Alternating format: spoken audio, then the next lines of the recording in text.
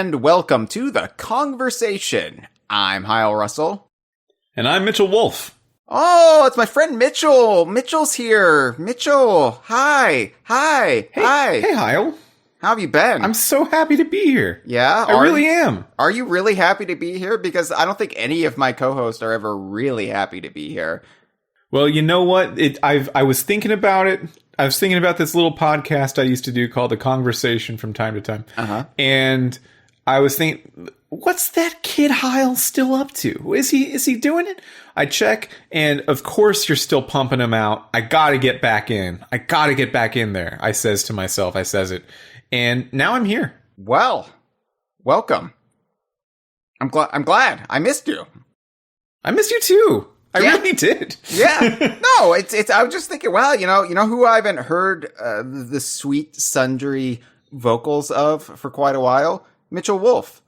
And granted, I could listen to your podcast if I wanted to get a hit, but well, let's not do anything drastic. No, you came to me for this episode. You said, "Hey, Hyle, I've got a great idea for a conversation. Blockbuster video." Mm-hmm. I was like, yeah, we haven't done that episode. Well, let's do it. But I think is that the criteria for if you do you just haven't done one yet? Oh, well, and it's actually territory that we've touched upon time and time again here in the nearly 10-year history of the Kongversation, but we've never actually delved into it for a full episode. And then I had some fears, and talking with you 5 minutes before we started doing this, you had the exact same fears as me. People would think we're doing this episode because of the new Netflix sitcom starring Randall Park called Blockbuster. And I just want to express to you, Mitchell, and to everybody listening, I can assure you that played no factor in this. That show sucks. That show really sucks. I watched 4 episodes of it because I kind of couldn't believe it. Yeah, no, I watched the first episode because my sister Peyton was around and she said, "Hey, Mitchell, you're old." And like, okay, but you should check out this new Netflix has a Blockbuster show. And I had known that it was coming out for a while, but I didn't know it had already come out. So we sat down, we watched one episode, and I was disappointed. I think the premise is a great premise for a sitcom. I think Randall Park and JB Smoove are usually great. Yeah. But that show did nothing, and I had to watch 3 more episodes just to check, just to really be sure about it, just to make sure that the body was indeed cold. I think that it's depressing to me the state of the sitcom after we had this sort of renaissance around the new golden era of TV, this peak TV era we found ourselves in. I guess started with The Sopranos and kind of snowballed, escalated throughout the last 2 decades. But, sure. we had this high point of comedy with things like Arrested Development, The Office, Parks and Rec, down to The Good Place, which is the most recent one that maybe fits that criteria. I'm sure I'm missing a couple, but it feels like TV sitcoms have devolved into schlock again. And it's a little bit disappointing to me because, I don't know, I enjoyed the more sophisticated fare that was being presented on things like NBC, and now it's all just crap again. And I sound old. I'm complaining about TV, but yeah. Well, we're about to do an episode about Blockbuster Video, so we're both going to sound pretty old on this episode. I not to linger too much on the sitcom thing, which is not what this episode is about. No. But I think a lot about Community, and I think a lot about It's Always Sunny in Philadelphia. Yeah, which is still going. That's still on. So that show has not, to my discernment, taken a quality dive. That show's still pretty great. But those are shows by showrunners who wanted to do something very specific with the medium. Like the Michael Schur shows with The Office and Good Place, and Dan Harmon with Community, and Mitchell Hurwitz with Arrested Development. I don't really feel like there's that kind of very specific creator intent movement in television right now anymore. I'm not getting a lot of it. No, and I think a large part of that is just how the media landscape has changed with all of the streaming services popping up, and everybody's looking for content, but the content you want is what's going to bring butts to the seats, like Star Wars and Marvel, and is a part of a franchise. And so a sitcom comedy in general is really just struggling right now. I mean, there's no big budget Hollywood comedies being produced, and it's just hard to get a foot in the door. So anyway, This is me, the comedy writer who long ago gave up any Hollywood aspirations, whining about where Hollywood ended up going with it. But as a comedy writer and former television writer, do you ever get older relatives of you telling you that, oh, you should really check out TikTok? You should really type TikTok. No. I would get relatives who are like, "Oh, you ever see The Big Bang Theory? I love that show." Oh yeah. Oh, and then people near my own age would always be like, "Hey, you like Family Guy, right?" So as a game designer, I get that a lot about.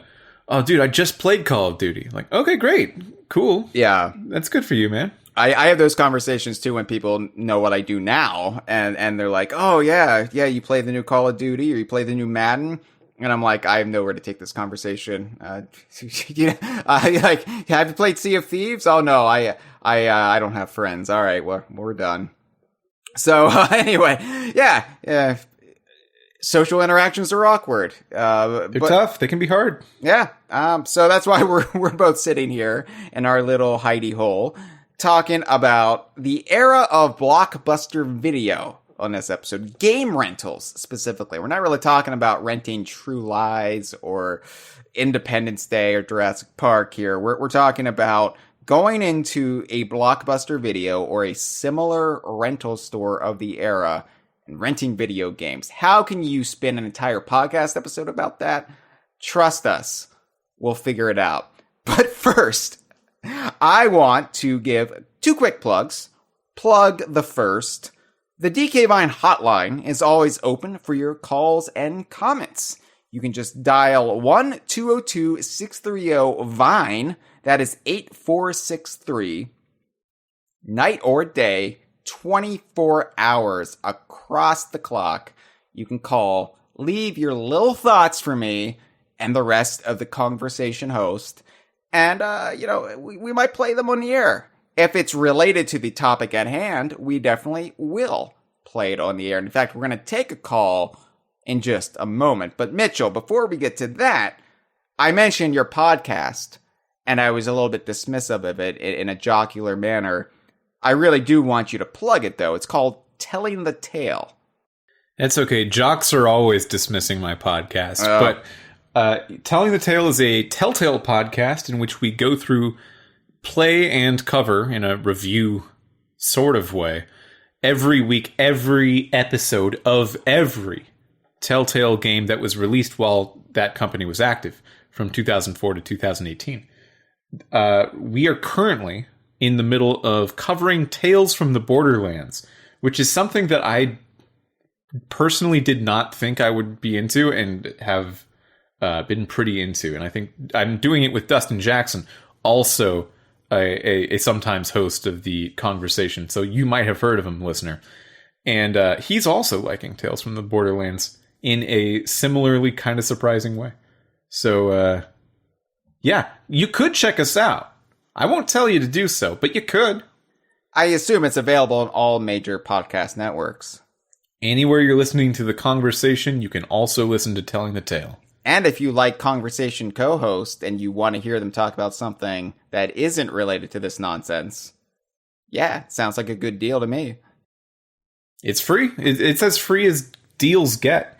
Speaking of Kongversation co-host, I want to give a shout out to Jeff, who's lurking in our live stream chat right now, which is available to $5 and up DK Vine patrons. Check it out at patreon.com/DK Vine. Jeff and Ray Day are in there. Jeff has a lot to say. Jeff says, it has been 0 episodes since Hyle said hole. And I don't know how accurate that is because I don't keep a tally for that. Yeah, Jeff made a pretty choice Jeffrey Dahmer joke earlier in the chat. And, Thanks. We're going to check in with the live stream as we go. But Jeff is on another level tonight, so I don't know if we can actually keep up with him. Well, Hyle, what do you think of Blockbuster? Well, before you hear what I have to say, why don't we take that aforementioned call that I got about Blockbuster? Oh, sure. Yeah, let's play it. Hey, DK Vine, I hear you're doing a nice nostalgic episode about Blockbuster game rentals. Well, I just thought I'd contribute my one Blockbuster game rental story, which was when, I had Banjo-Kazooie, Diddy Kong Racing, and Banjo-Tooie growing up. My dad knew that Rare made the best games, and he knew I loved them, and we were waiting for the next big Rare thing, and lo and behold, 2001 rolls around, and Conker's Bad Fur Day comes out, and we're in the Blockbuster looking at the game rentals, and I grab, or he grabs, I don't know. We end up bringing the Conker's Bad Fur Day to the rental counter, and the store clerk, I'm like maybe eight years old at this point, and well, let's see, I was born in 92, so 11. And so the store clerk just looks and is like, yeah, I don't think you're going to want to rent that for your kiddo. My dad's like, oh. It's like, yeah, rated M, 17 and older. We just kind of looked at each other like, oh, but it's a squirrel. Like, we were very perplexed. So anyway, we didn't end up renting it. I think we ended up renting, like the Rugrats game, which was actually pretty cool. I remember it being kind of good. But anyway, that's my story. I did finally play Conker's Bad Fur Day years later, in high school. And, I'm glad I waited, because I would have been scarred for life. That's all I have to say about that. Anyway, happy blockbustering, DK Vine. Woo. Thank you for the call there. Yeah, that sounds awkward. That's one of those awkward situations that you would always have with parents or guardians when you're around that certain age, when you were bombarded with things you knew you weren't supposed to see, and you just felt deep shame towards society for putting you in that position. But yeah, I like that. But it's a squirrel line is a keeper. I'm gonna remember that one. So and Rugrats game, I don't know how that one would stack up next to Conker. I haven't played it myself. I probably, provided it is also an N64 game, I probably played that Rugrats game. Really? And I remember actually thinking the same thing. It was pretty all right. I believe there are two, and one of them is like a Mario Party. Yeah, I remember the Mario Party one. I don't personally remember, like I didn't play it, but I remember it being a thing at the time. But that's all you got to do. Yeah, it's Rugrats. So thank you for the call. Seeing this is a Blockbuster episode, though. Blockbuster on their VHS cases and on the game cases, because they would share cases. They would have the tagline, at least in the early to mid 90s. Please be kind, rewind. They wanted you to rewind your tapes at home because they didn't want to have to rewind them there. It eats up valuable hours of payroll to rewind all the tapes. So, please be kind, rewind. So I'm going to rewind this call before we return it. Just, this is a bit I've committed to. I'm rewinding the call. Are you done? No, it's still going. Hold on. Okay. All right. Takes a while. It's in one of those little car rewinders, shaped like a car. Yeah. All right, it's done. All right.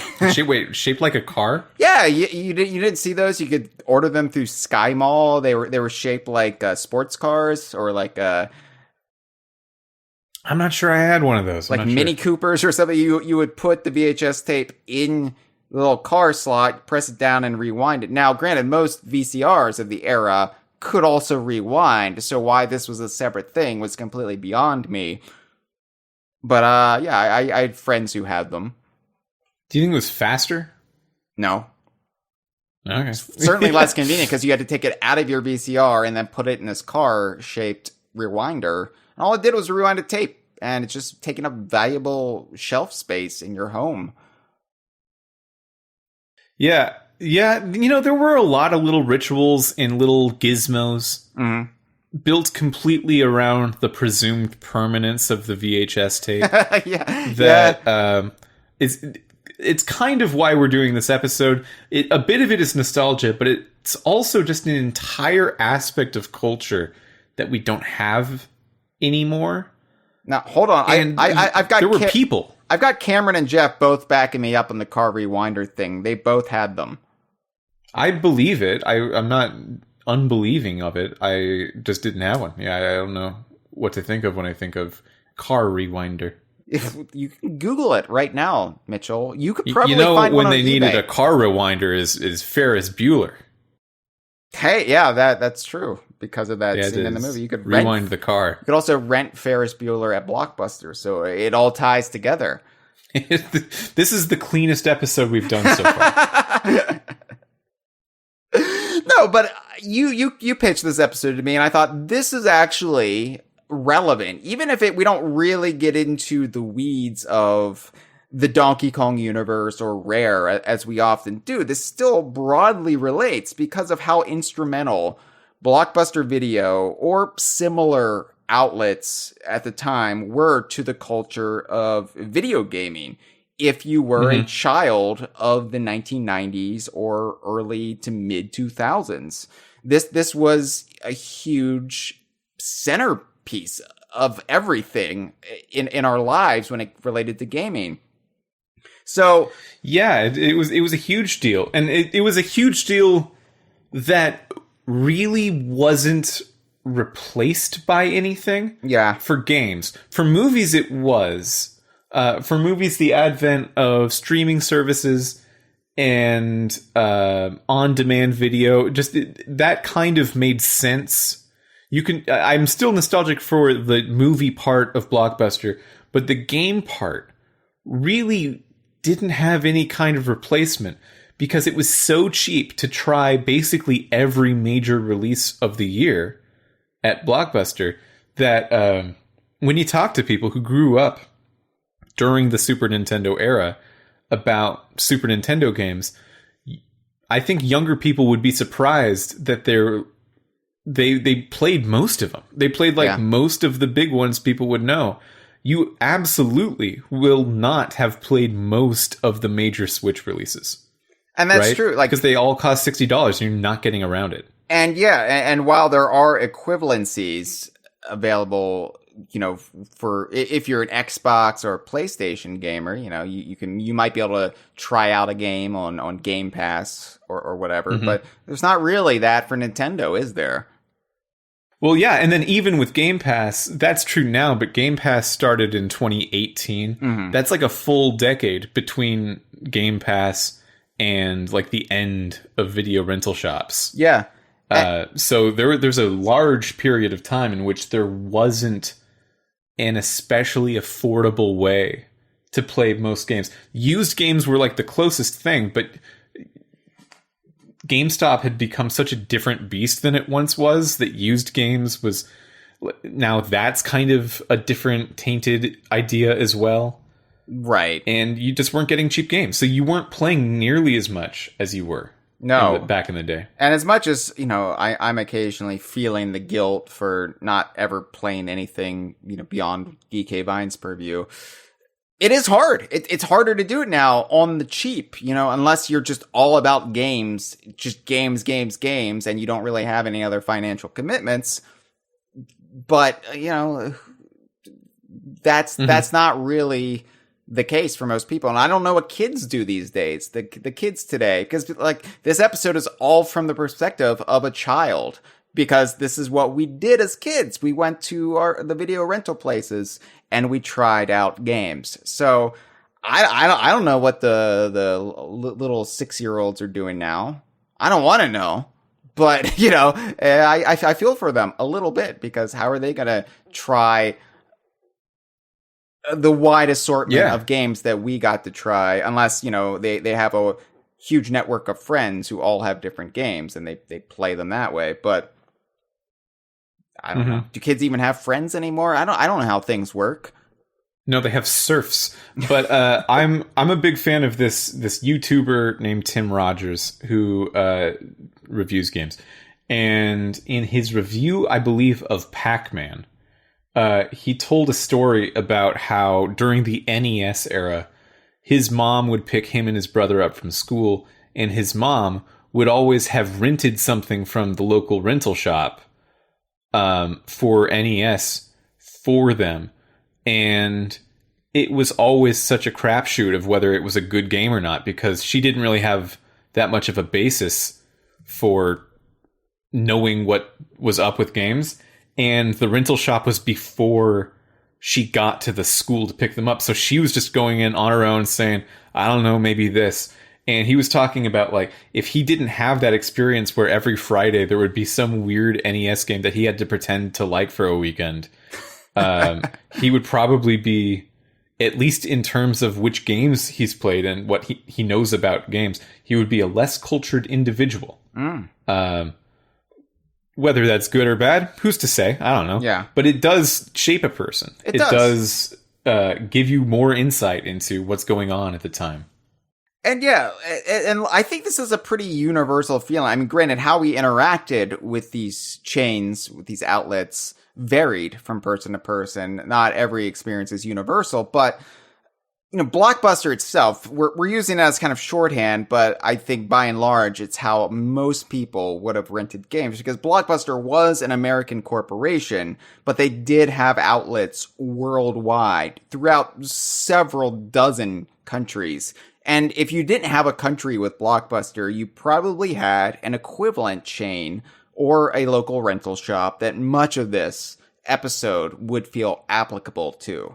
So, by the mid-1990s, the term Blockbuster, it was more ubiquitous with the rental chain than the actual origins of the word, which referred to a very successful motion picture. And did you know, Mitchell, in preparation for this episode, I did some research, because I was like, well, the term Blockbuster was probably coined because people would line up around the block to see a movie, like they did with Jaws and Star Wars, and, that whole dawn of the era of the Blockbuster in the mid to late 70s. I thought, it's because it busted the block with people, right? That's what you think. Actually, no, that is not where the term originated from.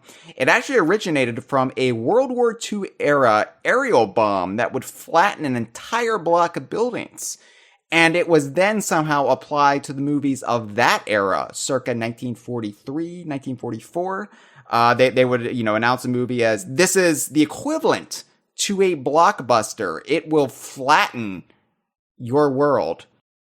Which I feel is kind of tasteless. Yeah, it's very weird, but it's true. I wouldn't be making this up. So I just find that then this rental chain that everybody knows about, that there's now this very hacky Netflix sitcom about, actually referred to the Nazis blitzkrieging London.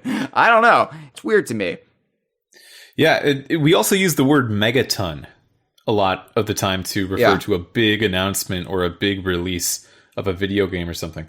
And megaton is also a unit of force measured that's used to measure like bombs' explosive power. So there's something we really want to think of movies as bombs. we say that a movie bombs when it does bad. There's a lot of that going on. I don't know what to make of any of it. Yeah, it's odd that the terms blockbuster and bomb are antonyms when really they've been derived from the same thing. But yeah, it'd be like if Spider-Man, the Tobey Maguire Spider-Man movie came out in 2002, and they'd be like equating it with 9/11. Yeah, they would not have thought it's too soon. But I mean, All right, Blockbuster, sure. I like the more innocent origins that you just assume it would mean. Yeah, that was my assumption as well. It was just, it had people lining up. But we were all lining up at Blockbuster in the 90s and early to mid 2000s, lining up if you were an adult to rent the newest movie because it was just the easiest, most affordable way to experience a movie. Granted, if you saw a movie in the theater and you really, really liked it, that would be an investment. You would then go to your local department store and buy it on VHS or DVD when it came out. But a lot of the times, it's a movie you didn't see in theaters or, you know, I don't know, but you just like, oh, that's now out on video. You know, back when things were just out on video. Oh, it's out on video. Let's go to the video store and rent it on video.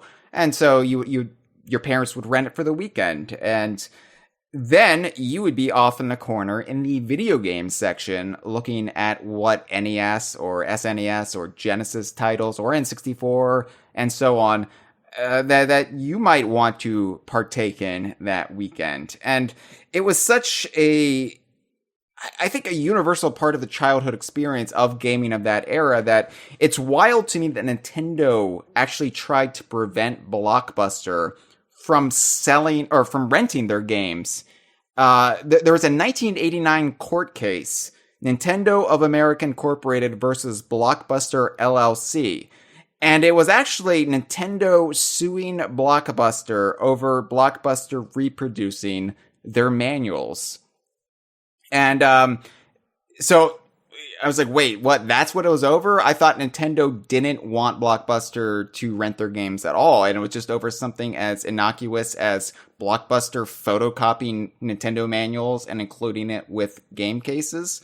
What? And so I looked into this. And yeah, so when the NES came to the Americas in 1985, that was the very year Blockbuster opened its first store. So the two kind of grew up in American culture alongside each other. They're fundamentally linked, and soon NES games became a small but integral part of Blockbuster's aggressive expansion across the US. There was a new Blockbuster store opening every 24 hours by the late 1980s. That's how fast Blockbuster expanded. But Nintendo didn't like Blockbuster and smaller chains and locally owned rental shops renting their games because they thought that was going to just cut into their profit margin. And I could see their point because it probably did, yeah. Yeah, from their perspective, Blockbuster only has to buy this copy once and then they're renting it out to all of the neighborhood hooligans. And Nintendo's not getting any profit off of that. Hey, not fair, crying foul here. But there was a legal loophole for this, for computer software to be rented. The Copyright Act overlooked it.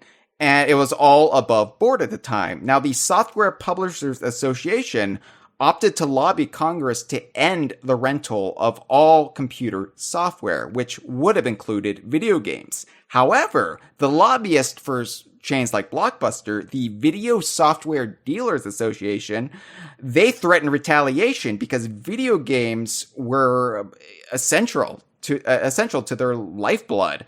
And so they threatened that they would derail any law that included video games. So basically what happened is future Nintendo frenemy, Microsoft, wanted to protect their PC software above all else. So they decided to cut Nintendo out of the negotiations in order for their own interest to be fulfilled. So Nintendo had no recourse at that point. They were excluded from the new law.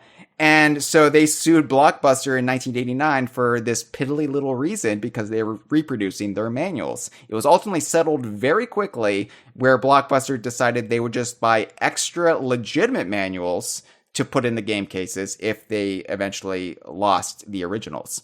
So that's a little history lesson for you, Mitchell. Cool. I did not know this. Yeah. And it's just funny to me because, yeah, Nintendo's fears at the time in the context of them still being a relatively untested thing in the marketplace. I mean, a lot of people probably thought Nintendo was just a fad like Atari several years before, but Nintendo's fears were ultimately unfounded because I think Blockbuster turned out to be instrumental in providing the fieldwork necessary to convince skeptical boomer parents to invest the money in a video game. Now, I don't know if you indulged in this ritual at all, Mitchell, but this was basically down to a science for me and my friends. So, step number 1, you would rent a new game from Blockbuster. If there's a new game out that caught your eye, either through commercials or just being up your alley, you knew you just couldn't go to your parents and say, hey, I want this game for my birthday or for the holidays. Because they would be like, oh, that's a lot of money. That's you've never even played it. How do you know you're going to like it? What if you don't like it? So, first, you would rent the game from Blockbuster, and that would prove to your parental guardian that you enjoyed it. If you really, really wanted the game, you would also play it up. You would make it an all-consuming passion. It would be all you would talk about. You would show it off to your parents as much as possible. You would run into the next room, drag them in there and say, look at this. Isn't this the greatest thing you've ever seen? And they would, indulge you. But if you spend a weekend with it and legitimately have a great time, you might even ask to rent it again the very next weekend, or at least once more within a month. I would say the month would be the cutoff, because if you wait longer than a month, your point is not going to be made. They will forget.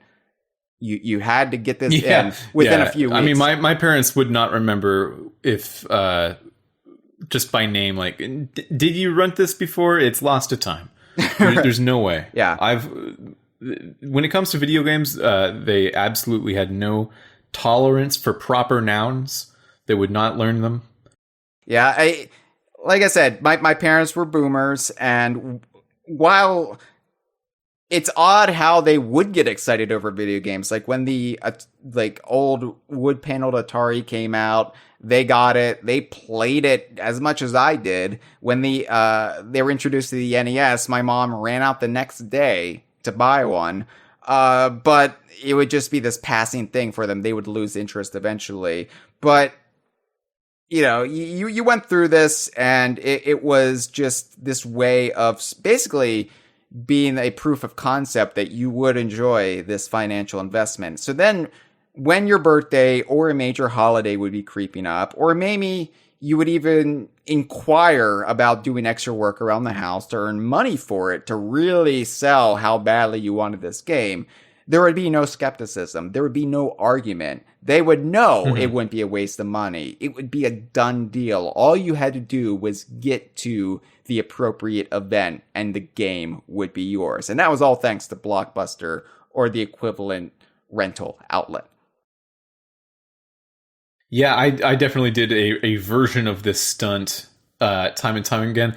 Do you have anything in memory of a game that you rented probably more than once, probably multiple times? Oh, yeah. From Blockbuster or a place like that, and then never bought, but you would always go back to rent. Oh, I want to rent that again. I have to keep up my playing of this. But for some reason, it just never made the cross into buying the game for you. So this is a bit of a cheat.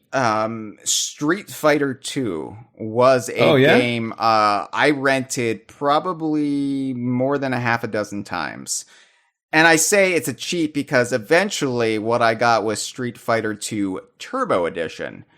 So, technically accurate, but probably outside of that is a lot of fighting games, because fighting games would never really be something I would really buy into. I remember Clay Fighter was one I rented more than once, but never It's owned. Interesting that you say that, because I associate Clay Fighter so strongly with Blockbuster. Well, way more than any other game of the time.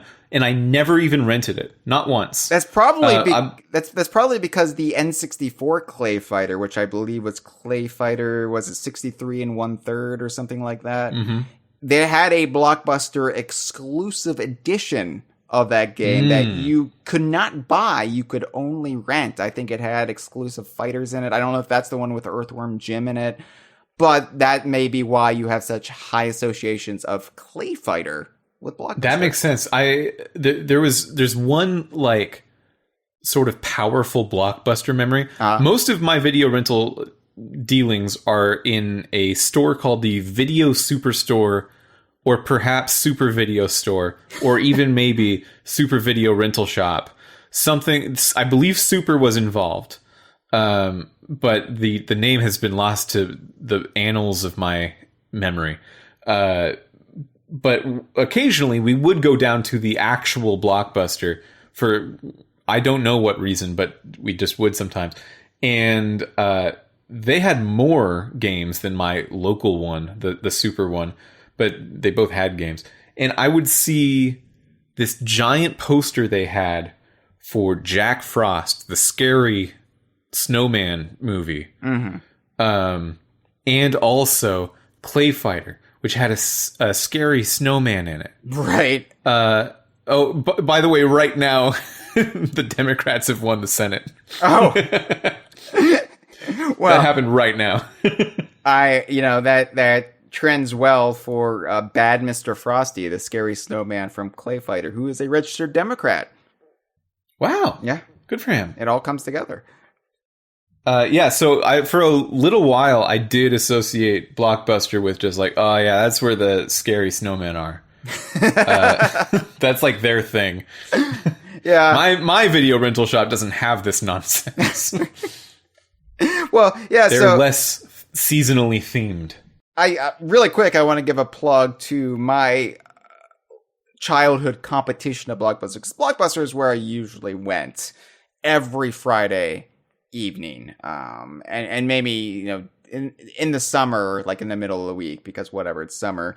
But the biggest competition for me in my hometown was a few blocks down from Blockbuster, a block that hadn't been leveled by a bomb, by the way. And it was actually, weirdly enough, a fireplace store. A store that specialized in selling fireplaces called Acme. Acme Fireplace Company. That's made up. No, it's real. It's real. Up, I swear to God, it's real. But Acme Fireplaces ran a side hustle because they turned about half of their showroom into a VHS and video game rental outlet. It was the times, Mitchell. If you needed extra money to turn a profit, be it a fireplace store or a convenience store, everybody was renting shit. And it was a good way to turn a dime. But if I'm honest with you, Mitchell, sometimes Acme Fireplaces and video had a better selection than Blockbuster. At the very least, like, you would go in there when Blockbuster was out of something, and you're pretty guaranteed that they would still have it in stock. The coolest thing about this era of affordable game playing was that every unit of Blockbuster or any other comparable video rental shop didn't necessarily have all the same stuff. There were a few things like Clay Fighter that apparently just exist in every Blockbuster. But for the most part, your town's video rental shop has a different skew of products than the neighboring towns. I was reading this GameFAQs post back in the day. It stuck with me. Of someone who insists that, so Earthbound didn't sell very well in the 90s. I've heard of it, yeah. People now like Earthbound a lot, but it was a slow burn of knowing even like what it is. But there's this person that says on GameFAQs, oh yeah, everyone in my town played Earthbound. And people were talking to him about this, like, really, in the 90s, everyone in your town played Earthbound? That's kind of wild. That's not a very common thing. And he goes, yeah, we just had a Blockbuster that, for whatever reason, they decided to buy 4 copies of Earthbound. So there's this one town somewhere in the middle of America that has an entire populace of, like, yeah, they got really into Earthbound. And he was explaining that, like, parents watched it, and at least from his perspective, I don't know how accurate this is, of course, but parents, like, watched their kids play it, and they realized, oh, there's something, like, this is sort of interesting. And now those people are grown up, and there's just a town somewhere that they all played Earthbound. That doesn't happen anywhere. Even a lot of the people who love Earthbound today secretly did not play Earthbound and are just kind of saying they loved Earthbound. Yeah. Which, sometimes you have to do that in order to fit in. I'm not trying to throw anyone under the bus, but Earthbound is a great game. And if your Blockbuster had 4 of something, you're going to be able to play it. Right. Yeah. So like that's a very interesting locational thing that like if you're saying that Game Pass is replacing it now, it's like, yeah, kind of, but my Game Pass is exactly the same as your Game Pass. Yeah. There's no town in the Midwest that like they're all getting really into Crackdown 3. There's no equivalent of that in the modern world. People are always getting on me, Hyle, Russell from off of DK Vine, to play the Mario RPG games, be it the Paper Marios or the Mario and Luigi's. And the one Mario RPG that I have played is Super Mario RPG. And do you know why I played it, Mitchell? Probably because it was at Blockbuster. It was at Blockbuster, and it was a day in like spring of 1996. And I rented Super Mario RPG. There's this ritual, right? The ritual of going to a Blockbuster video on a Friday evening after school was out for the weekend and your parental guardian got off of work, and you would go maybe as a family, maybe it's just you and a parent, maybe with your friend's family if you were staying the night at a friend's house, but you would go to a Blockbuster to select that weekend's entertainment. Because, yes, you would have maybe cable and local TV and sports and whatever video games or VHS or DVDs you would own, but you would want to pick something out just for that weekend. A little one-night stand, if you will, of a new experience, a new flavor in your life. And it would be something your whole family could get into, because while you or your friends would be, or your siblings even, were with the video games, your parents would be selecting the movie, and you would be vaguely interested in what movie your family would be renting, or maybe movies, plural, because that might relate to you in some way. But you were more focused on the video games because that was yours. That was your thing. It wouldn't even necessarily involve your parents, despite the hustle of maybe selling them on this thing.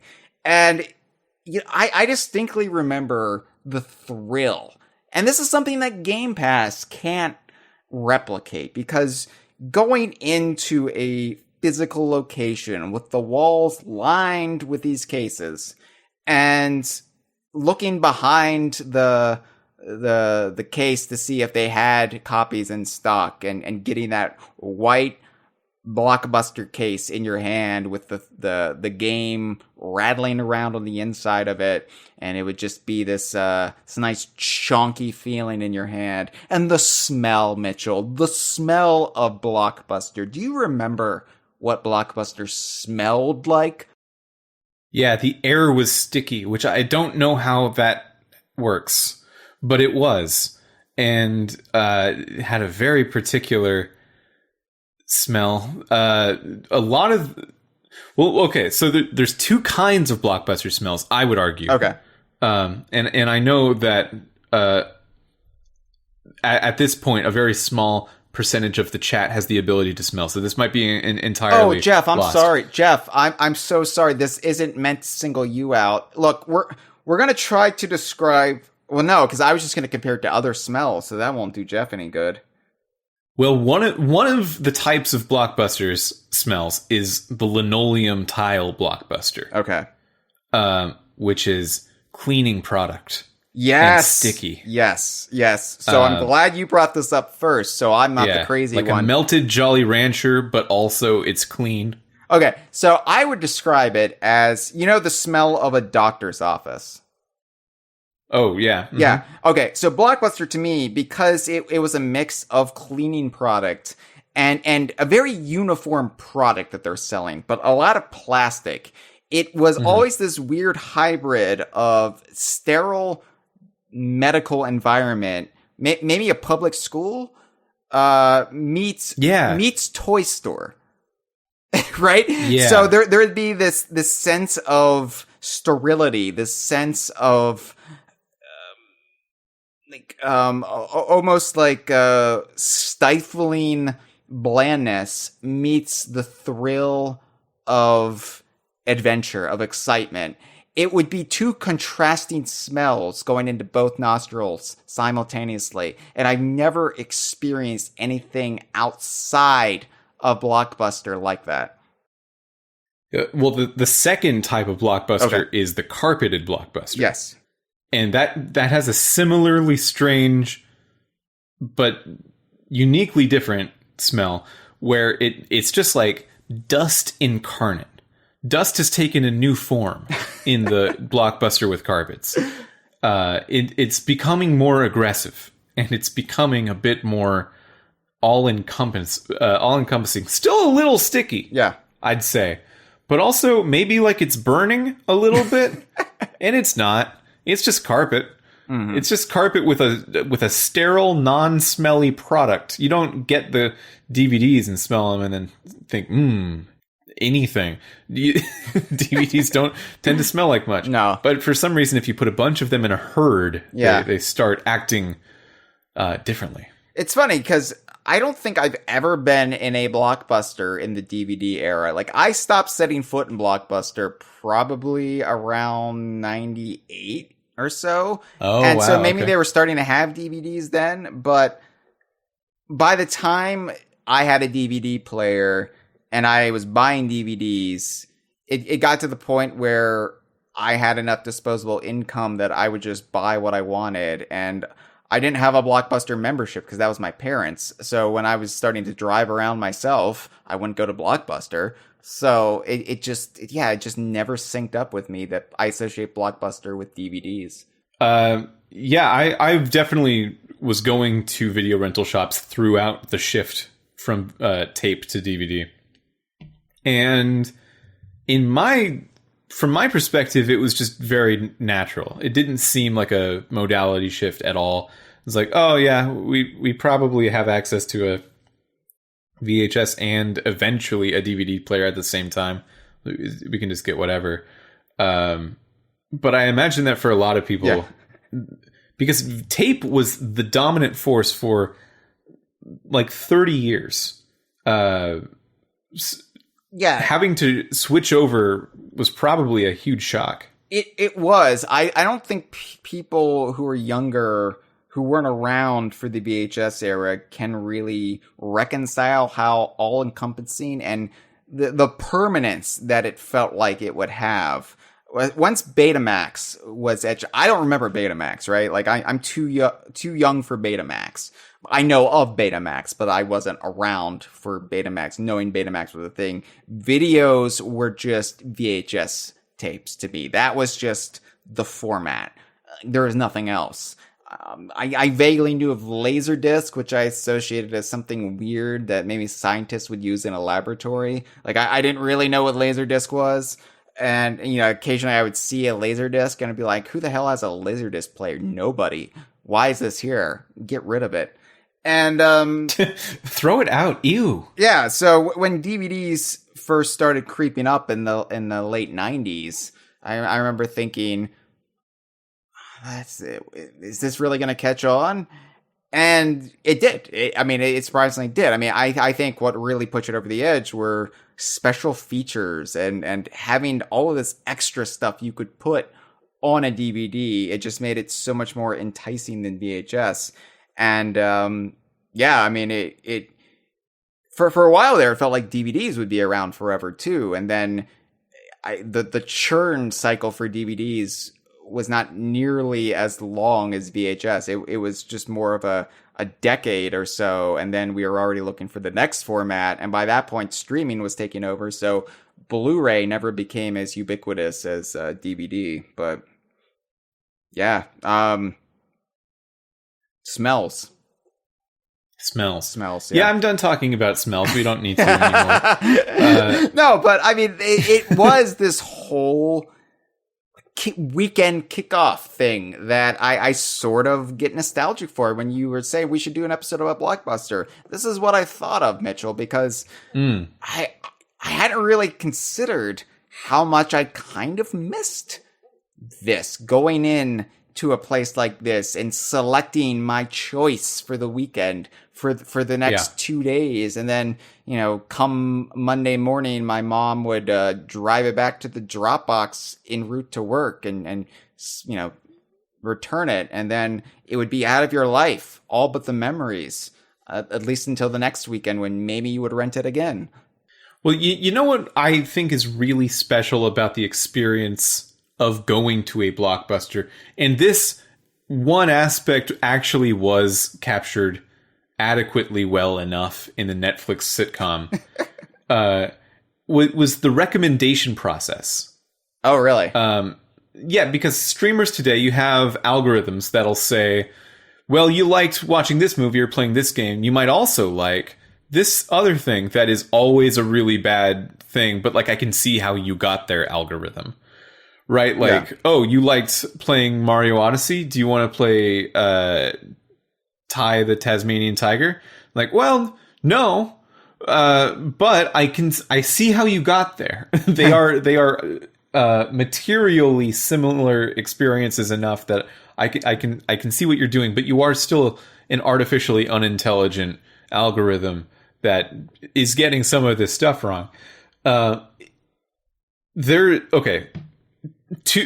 have two stories here. Okay. I have two tandem parallel stories. One of them took place about 20 years ago. The other took place about 1 week ago.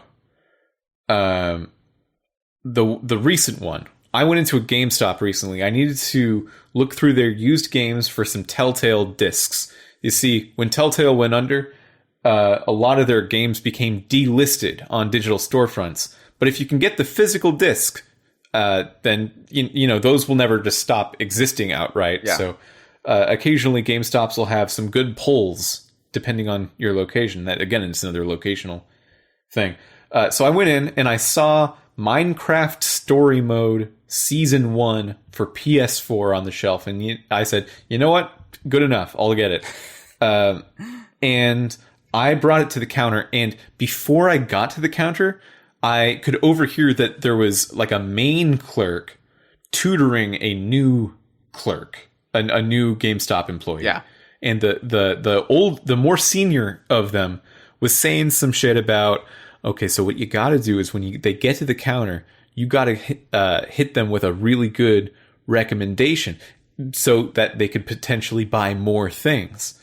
Which is I know that they do this. It's annoying, but fine. And he was recommending to the new guy, okay, so if you don't already have a pretty good grip on what most games in the store are like, you should Wikipedia some of them and just look them up. And so when I got to the counter, the younger student employee was doing so. He was on Wikipedia blasting his knowledge wide open with the miracles of video games. And I was talking to the older clerk, and I just put Minecraft Story Mode Season 1 for PlayStation 4 on the counter. And he said, ooh. And then he gave me a recommendation. Now, based on Minecraft Story Mode Season 1 for PlayStation 4, Hyle, I'll give you a guess. What do you think that clerk recommended me? Mitchell, why are you asking me? Why would I know? Why on earth would I know the answer to that? Well, okay, so imagine all the things you could recommend here. You see, okay, it's a Telltale game. Maybe they want to play a different Telltale game. We probably have The Walking Dead. That's a more well-known, more well-liked Telltale game. And it's there's a version of it that is newer, so I can probably sell it to them full price. I would believe that. Or, hey, it's Minecraft. I could probably say, hey, are you interested in any other Minecraft SKUs? Do you want to play the regular game? Or Minecraft Dungeons? I could recommend that. Guy recommended, because it's a PS4 game, God of War Ragnarok. This guy, this was the mentor of the two of them. Uh-huh.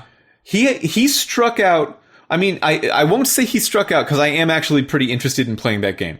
But from Minecraft Story Mode, just because it's on the same system, yeah, it's one of the weakest recommendations of all time. Yeah, I was gonna go outside the box, and I was gonna say like maybe because it was Minecraft recommended Roblox for like the Xbox One or something. I would get that even. Yeah. I would like there's something there. What you're trying to do when you do that is say like, hey, if you actually like this, there is something that I, a human who is not a computer, can equate to in another video game. Sure. That is why I work at this store. that is why you are a GameStop professional recommender of games at me. 20 years ago, second part of this tale of two shitties, I went to Super Video Rental Store, maybe it was called that potentially, and it was around 2001 or 2. I knew I wanted to rent Paper Mario. And by the way, Paper Mario, it's interesting that you said that you rented Super Mario RPG, because to me, the game that I always think of, I never owned Paper Mario. Mm-hmm. I just rented a lot. And because I was often getting a different cartridge, I didn't get the save file that I had last time. So I would be starting over. I know the first couple hours of Paper Mario very well. But I really wanted to rent Paper Mario. I was excited about it.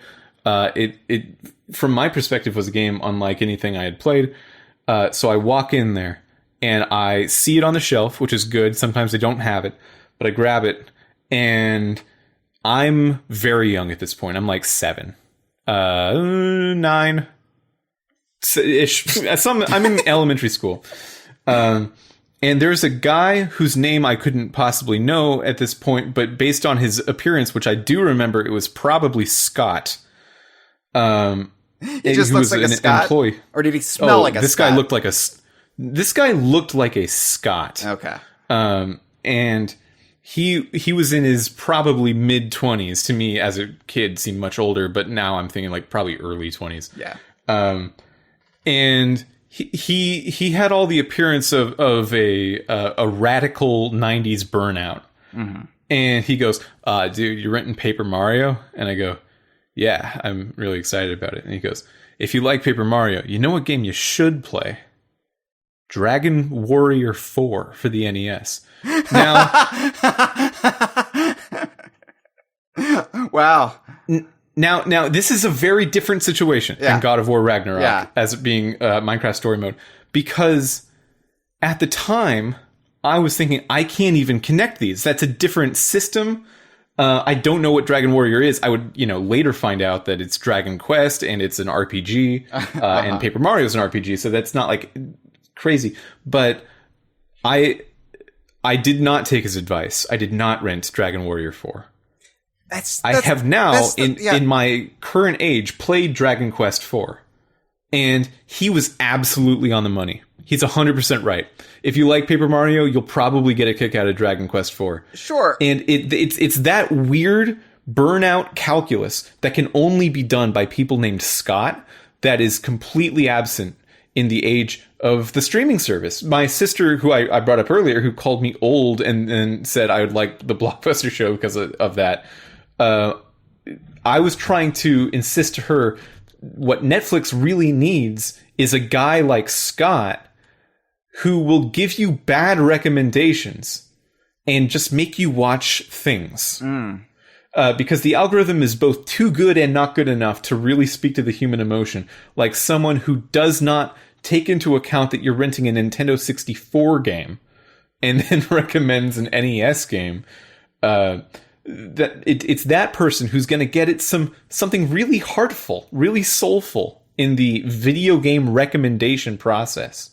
Yeah, I mean, I think this also provided an outlet for people who viewed themselves as connoisseurs of entertainment, where pre-internet or at least before, everybody had a blog or a website or then eventually a YouTube channel or TikTok, this would provide them a way to indulge their passion and monetize it. In this case, a paycheck from Blockbuster. They could sit behind the counter and give recommendations and dazzle people with their vast knowledge. And yeah, you lose that when you just make it this automated AI program that just reduces you to a statistic and says, "Oh, you like this? Well, other people who like this. There you go." Yeah.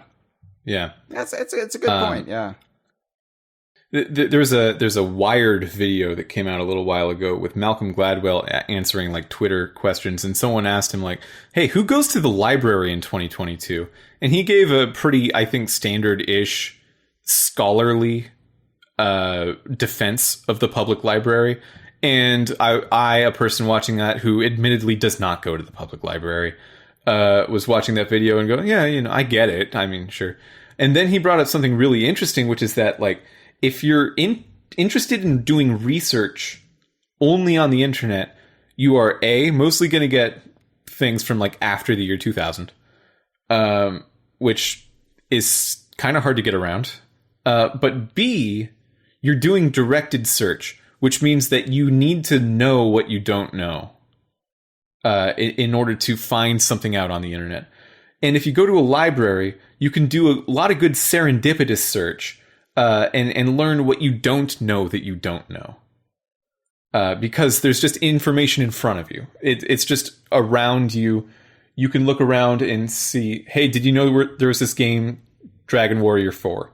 And if I were looking that up on the internet, I wouldn't know, is there a game called Dragon Warrior 4? I would never type that, because why would I, if I don't know about the game, why would I ever write it? And I think that these old rental shops are kind of the encapsulation of that spirit, of that, for sure, like serendipitous search. You might not know that you'll like whatever video game that was on the shelf, but if it was on the shelf and had a cool enough box art with maybe a sword and or a motorcycle, I'm gonna be more knowledgeable about it than I would have been otherwise. When I think about the widespread of NES and SNES games that I have played in my life, and how it completely runs counter to how I consume games now, me being Mr. DK Vine, but just also the reality of the infrastructure we have in 2022.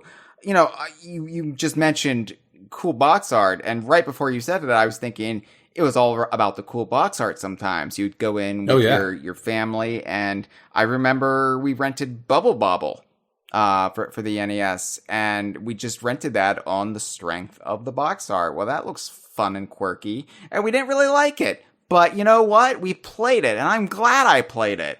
I would have never played that game, in a contemporary setting if the circumstances were what they are today. So Malcolm Gladwell is absolutely spot on right here. Yeah, a professional quote maker, getting it right one more time. I don't know. I don't have an opinion on Malcolm Gladwell. He seems good. I don't know. I don't know.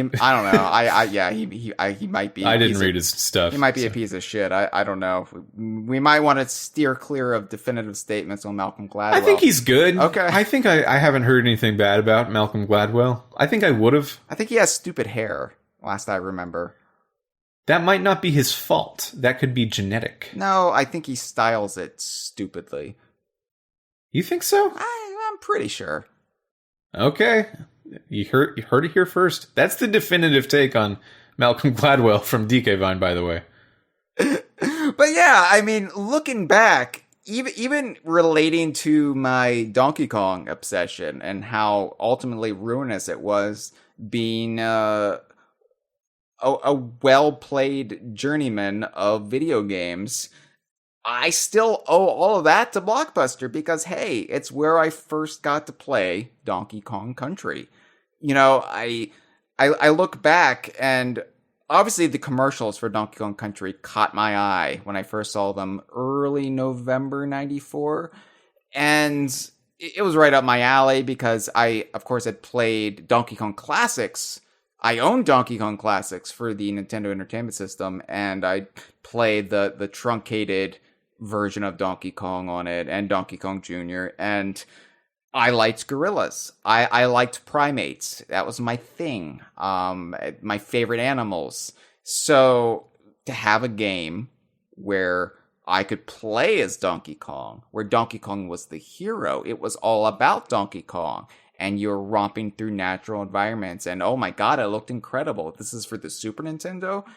So of course I was going to rent this first opportunity in late November 94. And, you know, I've told this story so many times on the conversation. I'm not going to tell it again, but when I got it home and I played it, and normally I would, you know, really put on a show for my parents to convince them that, hey, maybe this is going to be a worthwhile purchase. I didn't have to do it with this game, but my mom was clearly seeing how enamored of it I was, and so she then got it for me that Christmas. I didn't even have to ask for it. It was just waiting for me. It was destiny, and it was because of Blockbuster, because I was able to just take it home for the weekend. And yeah, I mean, it definitely, for better or for worse, probably worse, changed the course of my life. So I wouldn't be here right now talking to you, Mitchell, if it wasn't for that fateful trip to Blockbuster one November on a Friday in 1994. Well, I'm glad for that. I'm glad Blockbuster could sort us out. You know, I have to bring something up, though, relating to Donkey Kong Country and Blockbuster. I would be at fault if I didn't. There is a unique version of Donkey Kong Country. We talked about that Clay Fighter exclusive version. Right, There was a unique version of Donkey Kong Country produced for the Blockbuster World Video Game Championship #2. Which I guess is something they did. They did in partnership with Nintendo, which is amazing to me that, 5 years after they went to court, they're working together. But that's capitalism for you. Makes strange bedfellows of so many. But they made this competition cartridge, right, where it's a amended version of Donkey Kong Country that has a point counter, which completely flies in the face of Greg Mail's design philosophy, but whatever. And it has I believe 5 minute. I think it's something ridiculous, like 5 minute time limit on it. And the whole point of it is to see how many levels you can get through in the 5 minutes, and maybe how much in the way of points you can rack up. Right. So I think there's only a select number of levels stretching through the first 4 worlds of the game. And then after 5 minutes, the game freezes. It locks up. And then the whole point is to see how far you got and what your score is. That is the competition. And they mass produced something like 2,000 and some change, 2,500 copies of this. And then they would later sell it through the Nintendo Power Supplies catalog. Once this was done, once Blockbuster was done with this. And, you know, I had no interest in ever getting this because this is just Donkey Kong Country, but worse. And I never viewed it as an official thing.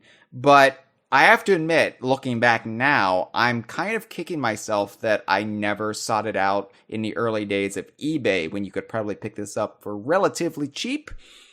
Because let me tell you, it's not relatively cheap these days. Yeah, I'm looking it up right now. I'm looking up for the price. Yeah. Competition cart. Donkey Kong Country competition cart. Etsy has ruined this, by the way. Etsy has ruined the process of finding out how expensive something is, because you can just buy a very convincing fridge magnet for $18. But let's see. Seeing one for 8,000? 8,000, yeah. Where you know, back in the day, you could probably get it for around 60 or so on eBay. Yeah. Oh, and it only has $11 shipping on that. Oh, well, that's a bargain. Yeah. So yeah, I am kicking myself because that would be a nice little, you know, collectible to have. But you know what? Live and learn. They don't make cool versions of games for one-off things anymore. I can't think of the last time they've ever done that. Yeah, it's weird to me. And now with these, you know, collector mindsets, because again, like, I never sought this out on eBay because I never thought video game collecting would become this very, very financially fraudulent hobby that it is, where they've just turned it into like baseball cards or comic books, where they artificially inflate the price on something because of a scarcity or implied importance. But it's so much worse than baseball cards or comic books, because like the culture around video games was bigger than the culture around baseball cards or comic books. That now that these people are adults, it's just wild. It's just wild.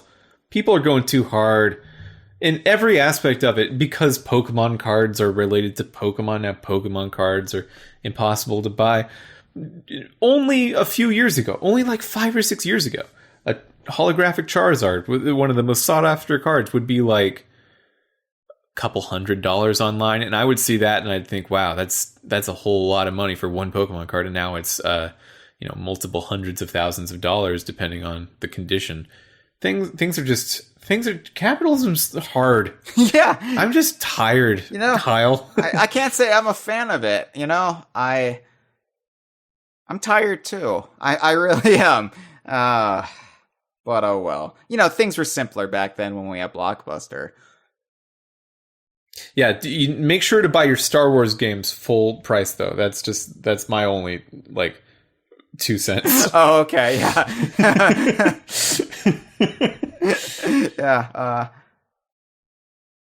Yeah, I don't know why I said that. It's just a weird thought that came over me. Yeah. Just random. You have no personal stakes in that whatsoever. It just came to your mind and you had to say it. Yeah, just something that kind of bubbled to the surface very sneakily. So, Hyle, if you were a GameStop employee. If I was a GameStop employee, okay. If you were a GameStop employee in the modern era, but I guess we're hearkening it back to the era of the rental shop. If you were a rental shop employee, and I came to the register, and I've got Super Mario 64. Okay, so this is 1996 or is this 2022? This is 1990 late. Okay. Yeah, I've got Super Mario 64. It's the Nintendo 64 era still. Okay. And I'm maybe 7. I don't know how old I am. All right. But I bring you this, and you are now contractually obligated to say, hey, by the way, sure, did you check out this other game? What would you tell me? Well, obviously Banjo-Kazooie. I mean, that would be the obvious answer, especially coming from me, because it would be honest and authentic. I wouldn't have to be selling you on anything. It would come from... That's too easy. It would come from an actual place of enthusiasm. True. Okay, what if I had Seaman? What if I had Seaman for Dreamcast? Wait, let's clarify. Seaman. You're saying Seaman for Dreamcast. Yeah. You're not saying what if I had Seaman? I could play this game forever. Like what if I had Seaman, Hyle? What would you recommend me? Oh boy. For Dreamcast, you say? God, that's a tough one, because there's nothing comparable to Seaman for Dreamcast. I know that much. Maybe in a couple years, like Animal Crossing. Yeah, I don't even know what would be that weird and off-putting. Well,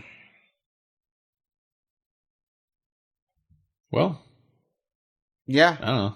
Yeah, no, yeah, that's not a source of great conversation there, where you just throw up a brick wall and be like, "Whoa, what if I had this thing that there's no way to build off of this?" And go. Maybe you just go like, "Hey, you like Sega's weird side? You know about Crazy Taxi? You know about? Have you seen how blue the sky is in these Dreamcast games? It's the bluest you could be. It's like 0000FF blue." Wow, you know the hex code and everything. Oh, I speak hex. Yeah, I dated this witch once.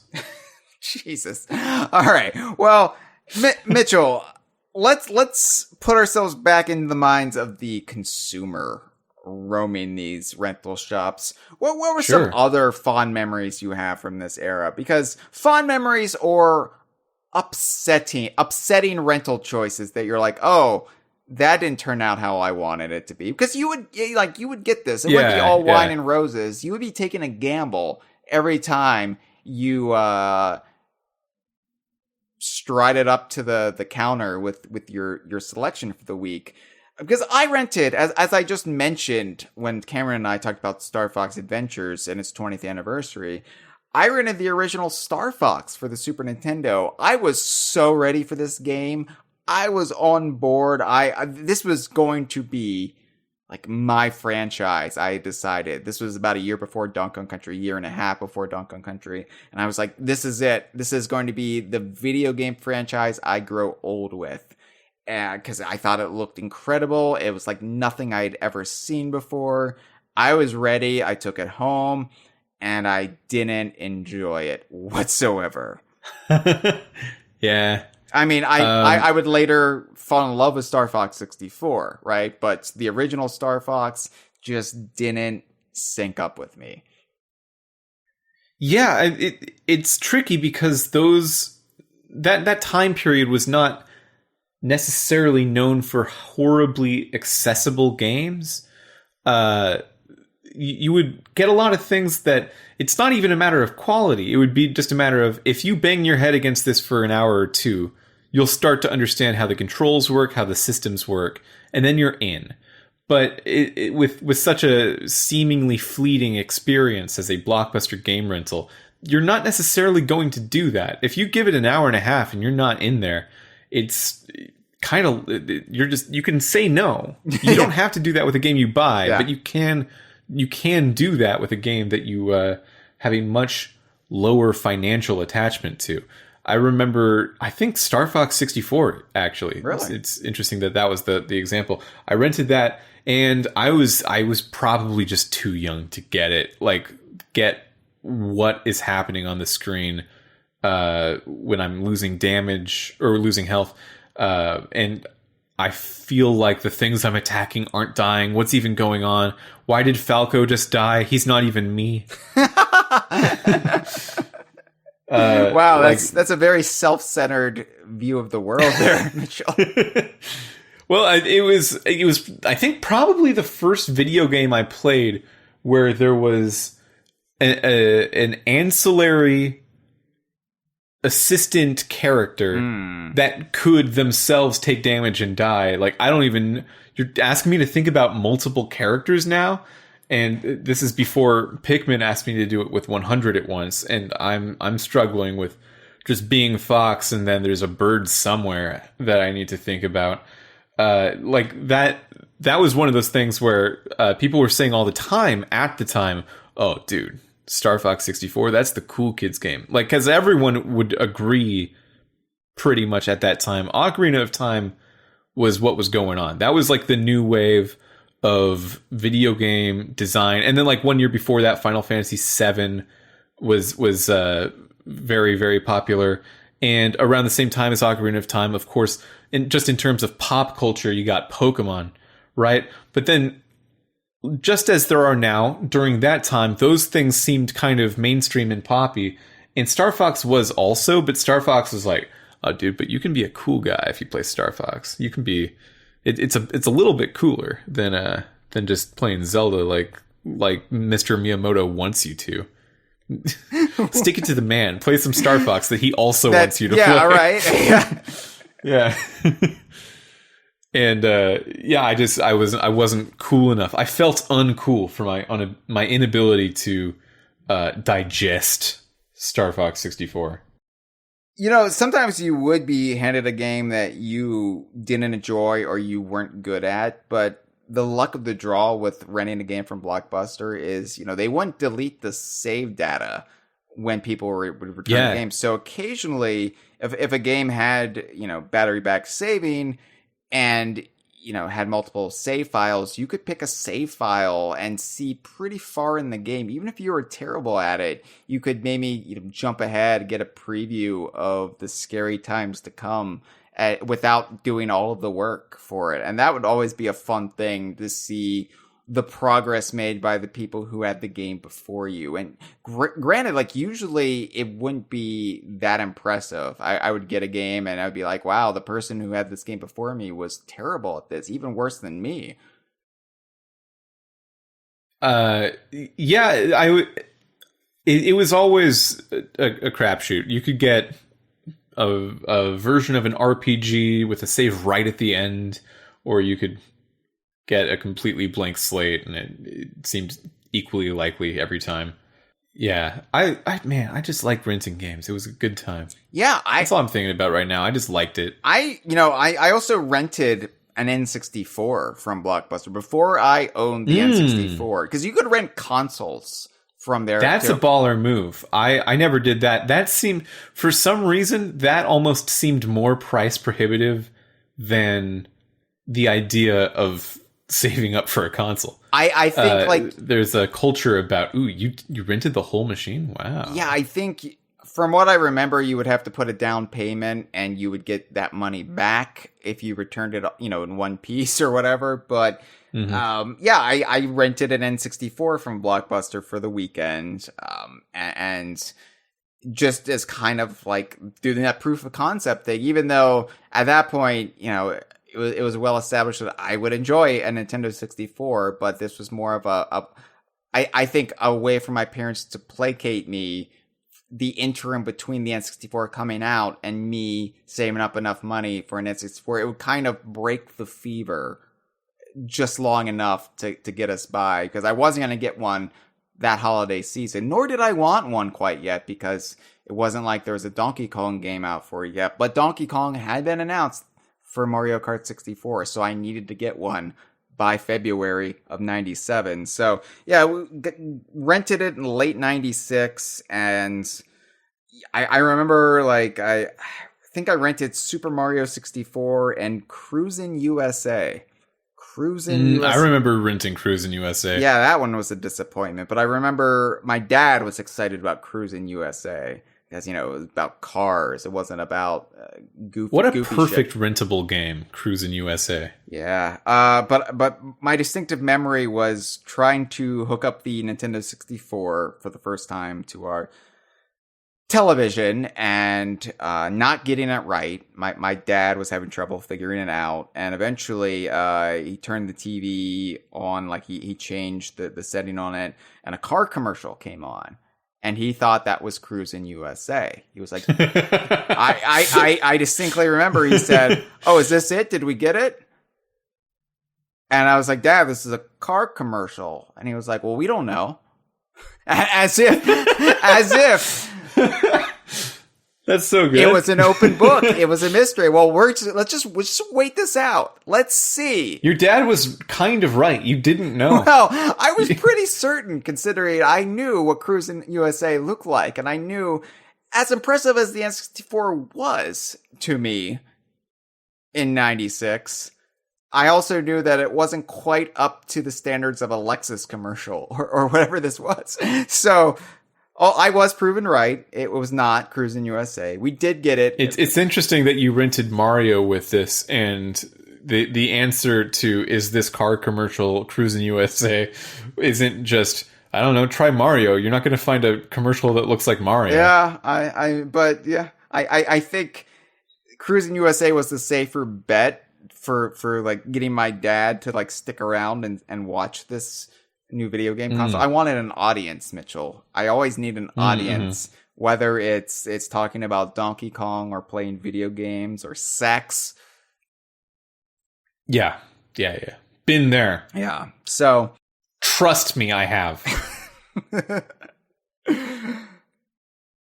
I also got my Virtual Boy case and quite a bit of my Virtual Boy library from Blockbuster when they liquidated their Virtual Boy stock sometime in 1997. I didn't get my Virtual Boy itself at Blockbuster, but yeah, like about a week after I got my Virtual Boy, which I got on sale because they were also getting rid of them in stores, Blockbuster was getting rid of them, and they were selling a wide selection of Virtual Boy games. So I picked up 3 or 4, And then the clerk, the Blockbuster employee was like, "Hey, we've got this Virtual Boy carrying case that we would give when people would rent the Virtual Boy. You can just have that for free."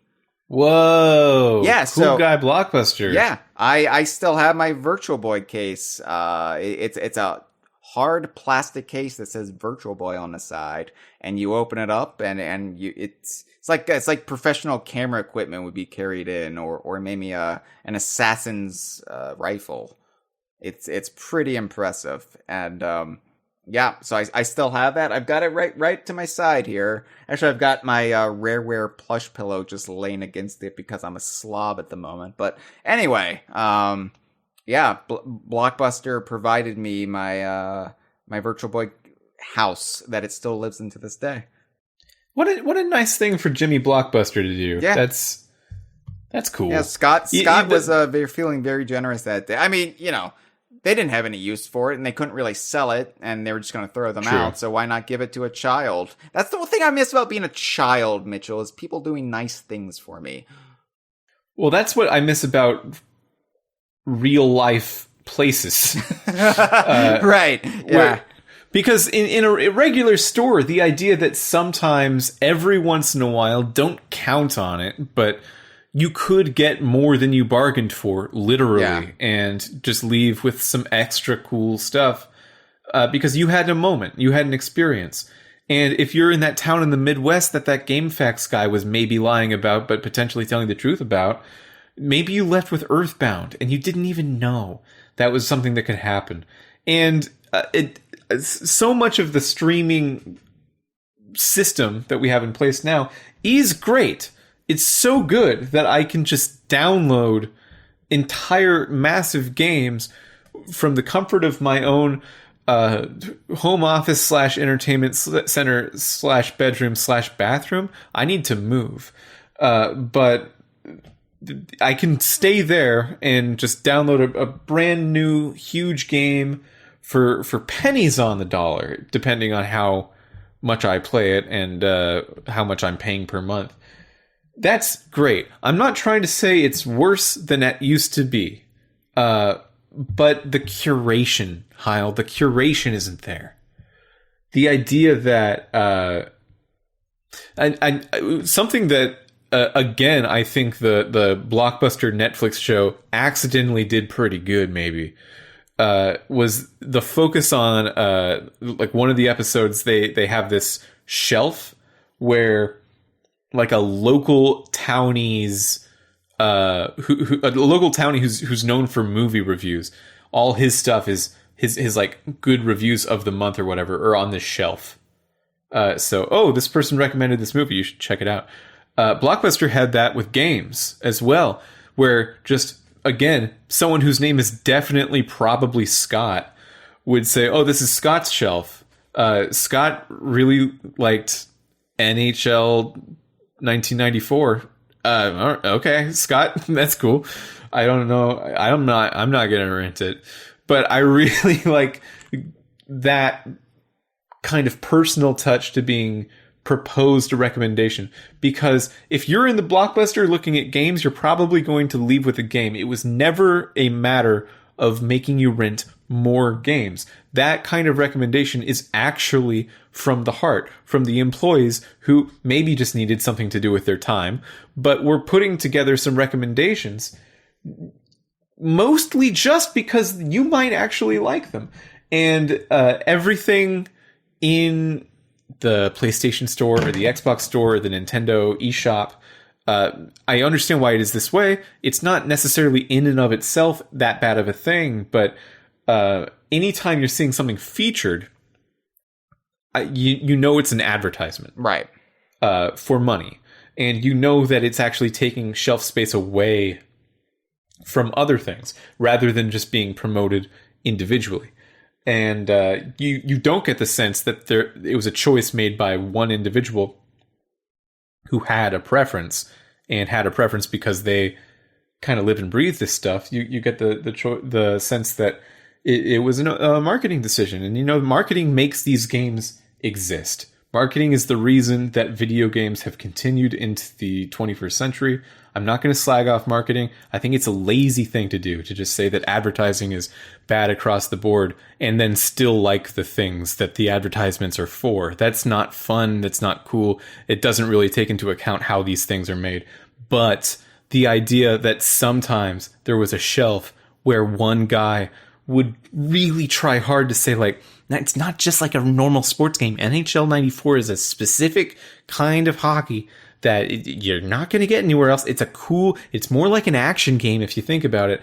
That guy is off his rocker trying to recommend that to me, and we need more of him in the world of games downloading. I agree, and that's sort of just the problem, because, there is no outlet for that anymore. Yeah, like, I've got a website, right? I've got a little tiny web empire, very small, but whatever. I sit upon my throne, and I can recommend, I really like this game, I really like that game, but it's only going to reach people who are seeking that out, seeking me out, seeking out DK Vine, and that's kind of stuff. I'm not reaching Joe Q public out there who's just looking for something, and then maybe is swayed by this weirdo, i.e. me, talking about something like Demon Turf. It's just not going to happen in this day and age. So it's a shame, but as much as we can slag off on Blockbuster that they did not evolve with the times, and they failed to capitalize on how we'd all be living in the early 21st century. Even if they had bought Netflix in the year 2000, as they had the chance to, or, figured out how to compete with it by 2007, Blockbuster itself would still fundamentally change, right? This whole brick and mortar store would still probably fall by the wayside. Blockbuster would be around as a brand like Netflix now, but it would still be fundamentally different than what we're reminiscing about on this episode. So, it's a shame that Blockbuster, this warm and friendly corporation that we all have nostalgic memories for, didn't see the future fast enough. But it still wouldn't be the same Blockbuster now, would it? So, I don't know. With video game streaming and all the various ways to access game libraries on home consoles or PCs, the culture around the video rental store is nothing more than a nostalgic memory. Oh, sure, you might have a local establishment still in your town. You might still be able to experience it here or there, but it's not this ubiquitous, universal experience anymore that we can all relate to. And, I'm not going to lie, though. I wouldn't trade the convenience of what we have today for... No, yeah, like, I won't say that it's worse today. There are aspects that I think we have lost, and those sections of the experience are worse. Yeah. But we have a lot of pluses today. I'm not going to look at the entire concept of downloading games and turn my nose up. Right. I think maybe it was the pandemic that when the pandemic happened and it stripped away so much of our day-to-day routine. Like everything went away at once. And the way we physically interacted with our world and the culture that sort of built up around that, when that was all removed, I think it started to make me more reflective of what we had already lost in the years prior to that. And so, I started thinking back to Blockbuster and the Friday night ritual. And it made trying out games feel special. It made it feel like it was a little special event. And it made, sampling everything feel less ephemeral and more something to savor. And I don't think future generations will ever get that back. I was thinking about, like, okay, the joke answer is you got to digitize a man named Scott and put him into Netflix. And if you watch Requiem for a Dream, he'll be like, you should probably like The Hangover. and you have to look at Scott in the corner of the screen and remember, oh yeah, he was good at this, but he was mostly wrong. He was good but wrong. Yeah. I forgot how that works. Scott, I'm not just going to watch The Hangover, and you mostly ignore him, but he's like always there in the corner of the screen. That's like the joke thing you can't do. But maybe what you can do, and I would love to see this going forward. Steam has like some of this a little bit, but I believe the consoles have nothing like this, where maybe well-known games critics, games reviewers, games publications, or even just anyone, but I think most people would be drawn to the more well-known people's profiles for this. Maybe you can get on the store and say, like, okay, I would like to basically make my personal shelf of Xbox games so that anyone who's thinking like, oh, what would this person that maybe I trust, what would they recommend?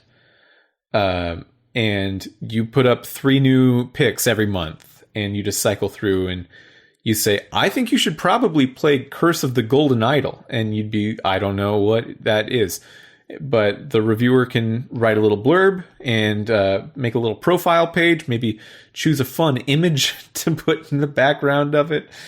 That I would love to see that functionality come to shops. I would love to see that kind of... it's not a user review, because user reviews live on the game's page, which kind of sucks. I don't think the game should have to deal with negative Nancy's of any stripe or color getting upset or like, well, I didn't figure out how to get it past the press start screen, so I'm going to dock you 1 out of 5 stars. Right. There was somebody in this game who wasn't white or a man. 1 star. This action game actually starred a woman, so I'm going to go ahead and bleach it out. But if you had, like, not on the games page, again, the games don't need that kind of responsibility added to what they're already trying to do, which is hard. But if they had their own page, like you, Hyle Russell, you had your own Xbox page where you could say, I don't know, I think you should try Sea of Thieves. And people could be like, oh, I trust Hyle. What's he saying this month? That'd be cool. That would be a cool system. Oh, wait, is he still saying Sea I don't know why we're not this doing month? that. Oh, that's what he said still last Sea of month. Thieves this month? Yeah, no, Well, that's a great point, Mitchell. I really like that. I've got a good point to close out this episode on. I'd love that. Yeah. I'd love that. You know what I miss? We're talking about personal touches. I miss the risk. You know what I'm talking about? All right, so because you know that people probably took those legitimate instruction manuals that Blockbuster was forced to buy in their settlement with Nintendo. They probably took them when they rented a game into the bathroom. And they probably read them while they were pooping, or depending on who they were, coming, all over. And they probably got some of it on the instruction manual, and then they would put it back in the case. They would put it in the overnight Dropbox, and then 1 week later, you would get your grubby hands on it, and you would touch it, and you would probably smell it, because we like to smell things, and who knows? Who knows? Somebody's kink out there is probably shoving VHS cassettes up their entire butt, and wiggling around, and going,